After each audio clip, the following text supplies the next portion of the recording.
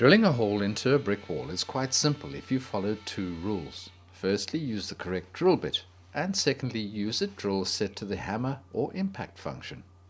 Let's look at drill bits first. This is a masonry bit, which is the correct one for drilling into a wall. This is a metal drill bit and should never be used on a wall. And this is a wood bit and should also never be used on walls. A masonry bit looks like other drill bits, but has a tungsten carbide cutting head which is brazed onto the bit. They come in diameters from 5 mm to 40 mm. For larger diameter holes, core bits are used. The bit size is determined by the size of the screw you're going to use. If you're inserting a 5 mm screw, use a 5 mm drill bit. The second rule is to use a power drill with a hammer or impact function. This function provides a striking effect to the back of the bit, which hammers the bit into the brick, breaking up the masonry in the wall as the bit drills into the wall.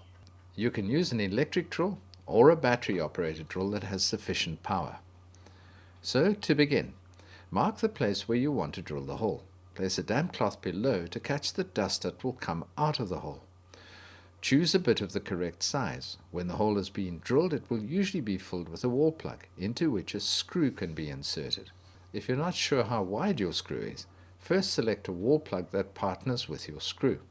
Then choose a bit size that is the same as the wall plug size. An easy way to do this is to hold the bit behind the wall plug. If the bit is too big, it's quite obvious, and the same if it's too small. If it's too big, the plug will just spin in the hole. If it's too small, the plug won't fit in the hole at all. Make sure the drill is unplugged and place the bit into the front end of the drill. This is called the chuck. As you rotate the locking ring, the jaws of the chuck will open or close, depending on which way you turn the locking ring. Once the chuck is open wide enough, fit the blunt end of the drill into the chuck. Ensure that it's straight and tighten the locking ring by hand, and then use the chuck key to secure the bit. In order to drill the hole to the correct depth, set the depth arm on the drill to the length of the plug. If you don't have a depth arm, place the plug against the bit and wind some tape around the bit at the required depth. You don't want your hole to be too deep or too shallow.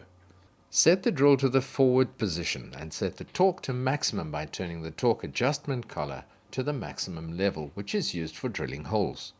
If your drill has a handle, set it to a comfortable position. Use a center punch or a tool with a sharp point to make an indentation at your mark so that your bit won't wander across the wall. Now set the drill function to hammer and we're ready to drill the hole. When drilling like this, there's not much dust and particles of wall do not fly around the room. However, wear safety glasses if you feel more comfortable. Ear protection is useful if you're drilling many holes. Avoid drilling above or below an electrical outlet. You don't want to drill into electrical wiring. Water pipes usually run below the taps, but be aware of them. You can also use a pipe or cable detector, but unless you're a contractor, that's probably not in your toolbox. The drill trigger works like an accelerator pedal on a car. Press it slightly and the drill will turn slowly. The more you depress the trigger, the faster the bit will rotate. Start at a slow speed, and once the bit takes on the wall, use a faster speed. Use medium pressure on the back of the drill all the way through. If you press too hard, you can burn out the drill and also destroy the bit. The drill bit will get very hot very quickly. Give it a rest every few seconds. A good idea is to dip it into a cup of cold water to cool it every 4 or 5 seconds. In this way, the bit won't burn out and your bits will last much longer. Once the hole has been drilled, insert the wall plug into the hole. The wall plug has plastic barbs which prevent it from coming out of the hole, sort of like a fishing hook. As the screw moves into the plug, the sides of the plug will expand, strengthening the plug's grip on the wall. There are screws that are attached to wall plugs that can be hammered straight into the hole, which is very convenient. Well, that's it. Fit a drill bit that's suitable for the wall plug that you're using into a hammer or percussion drill, set the function to hammer, and drill the hole.